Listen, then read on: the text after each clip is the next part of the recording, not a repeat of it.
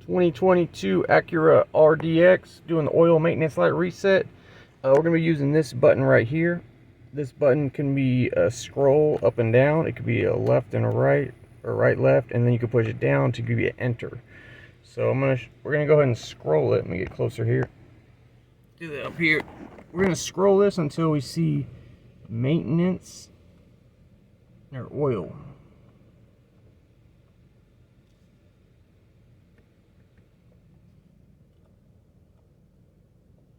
Okay, maintenance and oil. And notice it says B underneath, so you're gonna push the scroll button down for enter, but you're gonna hold it for about 12 seconds. That's what it seems like.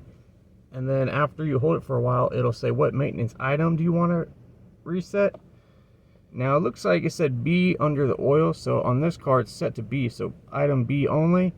I'm going to push it, and it says maintenance item B reset. Now it's at 100%. Now if yours says A, or another number or letter, I would go to that one first. But if you still can't find it, just go to all maintenance items and it'll erase everything. All right.